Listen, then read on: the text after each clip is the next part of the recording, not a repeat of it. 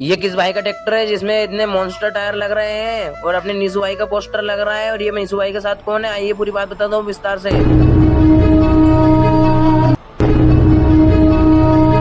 राम राम मेरी YouTube family, आप कैसे हो? आए हो आप सभी अच्छे होंगे। सुबह की शुरुआत होती है पाना पिंचिस ले जाने से, क्योंकि हमारी मोटर पानी नहीं दे रही थी।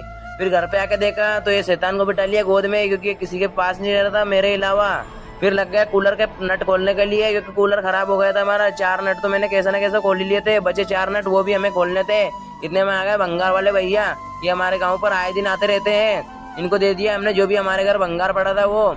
फिर अपनी रानी को उठा के चल दिया बाजार की तरफ, क्योंकि घर वालों ने बोला था कि फटाफट से जाके नाश्ता लेके आ जाए हमारे लिए। पूरे 100 रुपए का नाश्ता पैक करवा लिया था आज तो। ये नाश्ते की दुकान है बस स्टैंड का यहाँ। फिर घर पे आके शुक्ला मनाने लग गए। एक दाल तो कुल ली थी, एक दाल और बची थी हमारे यहाँ पर। देखा तो अपना सेहरा तो यहीं पर खड़ा था, क्योंकि भैया सोसाइटी में गेहूं ले जा रहे थे 2 दिन के, अभी भी ले जाएंगे 1 दिन और। फिर घर पे आके देखा तो पापा अपने परम मित्र के साथ हंसते हंसते खाना खा रहे थे मस्त।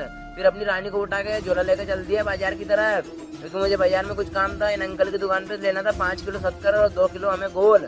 सारा काम करके फिर आ गए अपनी रानी की भूख मिटाने के लिए, क्योंकि इसमें 100 रुपए का पेट्रोल डलवाना था हमें। फिर आ गए प्रदीप भैया के साथ बाजार की तरफ, इनकी शादी थी तो इनके लिए कुछ काम था बाजार। फिर आ गए डॉक्टर की दुकान पे, क्योंकि ये बीमार हो रहे थे 2 दिन से, इनका पेट दुख रहा था, इस वजह से इंजेक्शन लगवाने थे इनके। डॉक्टर साहब ने गोली दी थी, हम आ गए मेडिकल पे गोली लेने के लिए। सारा काम करके आ गए घर पर। घर पर भैया की नली में अपनी नली लगा ली, क्योंकि मेरी मोटर तो चली नहीं रही थी और घर पर पानी भी नहीं था और शादी थी, इस वजह से घर को भी धोना था। भैया ने मोटर के बाहर भी लगाई दिए थे, मोटर भी फाइनली चली गई थी। फिर दोनों कुप्पी को लेके चल देता हूँ भैया के घर पर, क्योंकि भैया की कुएं की मोटर भी चल रही थी, तो उसमें पीने का पानी भी भर लूंगा, क्योंकि वो तो टैंक का पानी है, वो पी नहीं सकते हम। फिर आ गए पंखा लेके पापा। दोनों पंखे तो बहुत ही महंगे थे हमारे। पंखे को देखा तो इसमें तो अलड़ बलड़ सामान निकल रहे थे। मेन था ये पंखा जो पूरा 1600 रुपए का था और 3 साल की वारंटी थी इसकी।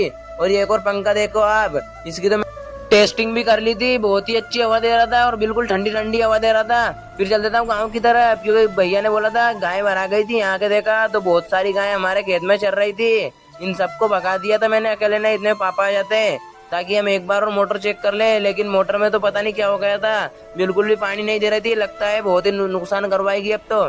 फिर आ गए यहाँ पर, क्योंकि पापा जो नल्ली लेके आए थे पंखे की वो बहुत छोटी ले आए थे, इस वजह से बड़ी लेके जा रहा हूँ। लेकिन पापा ने बोला कि 1.5 फीट की मत लेके आ, 2 फीट की लेके आ। तो फिर चल देता हूँ बाजार की तरफ। बाजार में देखा तो ये अपने बलवंत भाई का शेखपुरे वाले का यमराज रखा था, जो 52 HP का है। बहुत ही तगड़ा ट्रैक्टर है ये तो। ऊपर बैठ के देखा तो इसमें तो मॉन्स्टर टायर भी लग रहे थे और अपने नीसू भाई का फोटो भी लग रहा था। और पाइनर का म्यूजिक सिस्टम भी कसा रहा था, बहुत ही महंगा है पाइनर का तो। बोलिए जय श्री सीताराम दोस्तों, मिलते हैं नेक्स्ट व्लॉग में, तब तक के लिए बाय बाय। सब्सक्राइब करना मत भूलना।